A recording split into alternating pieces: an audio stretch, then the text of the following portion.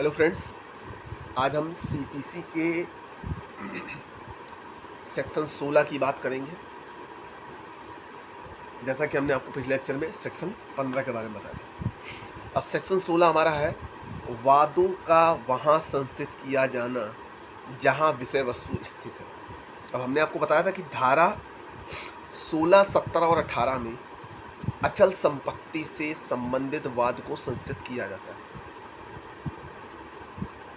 तो धारा 16 क्या कहती है कि वादों का वहां संस्थित किया जाना जहां विषय वस्तु स्थित है। मतलब धारा 16 के अंतर्गत उस विषय वस्तु के अंतर्गत आप वाद को संस्थित कर सकते हैं। किसी विधि द्वारा विहित धन संबंधी या अन्य परिसीमाओं के अधीन रहते हुए वे वाद जो भाटक या लाभों के सहित या रहित स्थावर संपत्ति के प्रत्युत्पन्न के लिए, स्थावर संपत्ति के विभाजन के लिए, स्थावर संपत्ति के बंधक की या उस पर के भार की दशा में पूर्वबंध विक्रय या मोचन के लिए,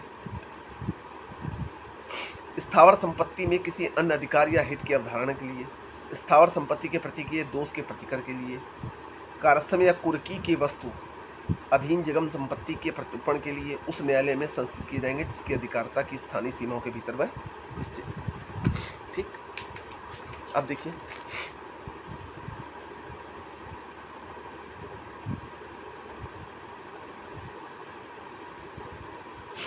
अचल संपत्ति से संबंधित वाद को संस्थित करने हेतु स्थान का निर्धारण करने से संबंधित प्रावधान सिविल प्रक्रिया संहिता की धारा 16, 17 और 18 में उपबंधित है।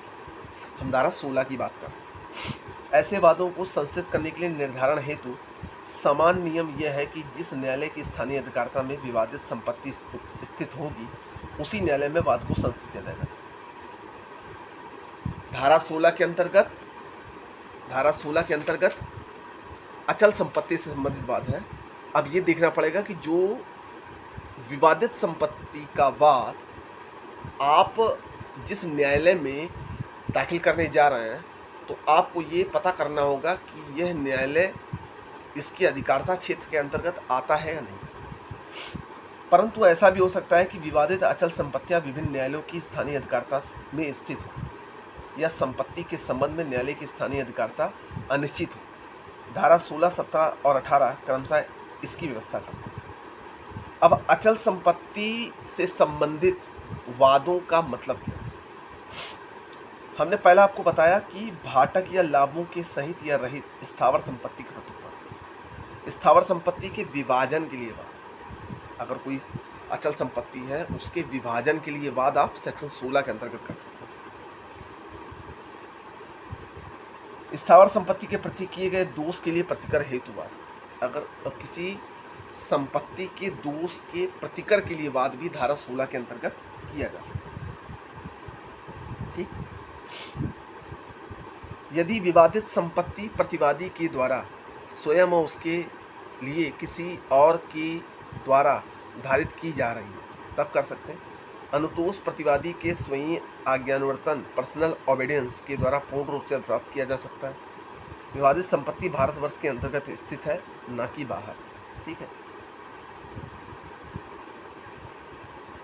अब देखिए इस पर एक वाद है, विभिन्न वाद हेतुओं के विचारणों की अधिकारता प्राप्त नहीं है। न्यायालय यह निश्चय करती है कि वह उन तमाम वाद हेतु से एक की विवेचना कर सकता है। वहाँ ऐसे वाद पत्र को अपने पास प्रतिधारित करना चाहिए जिसमें उन वाद के हेतु को खारिज कर देना चाहिए। अब जाहिर सी बात है कि अगर कोई वाद संस्थित हो जाता है अचल संपत्ति के अधीन में, अचल संपत्ति के हिसाब से, और न्यायालय ये देखता है कि वह वाद इसकी स्थानीय क्षेत्र का अधिकारता के अंतर्गत आता है और भी जो वाद आए, जो वाद न्यायालय की स्थानीय अधिकारता क्षेत्र के अंतर्गत नहीं आते हैं वह उन वादों को खारिज कर सकता है और एक नोटिस दे सकता है कि भैया आप अलग न्यायालय में जाके इस बात को संस्थित करिए, इस न्यायालय की क्षेत्राधिकारता ये नहीं है। वैसे भी ये सब चीज़ें आपको वकील बताता ही है। ठीक है, अब अगले सेक्शन के बारे में हम आपको नेक्स्ट वीडियो में बताएंगे। तब तक के लिए धन्यवाद, अपना ख्याल रखिए। जब भी आप इस वीडियो को देखिए तो पूरा देखिएगा, बाकी इच्छा आपकी।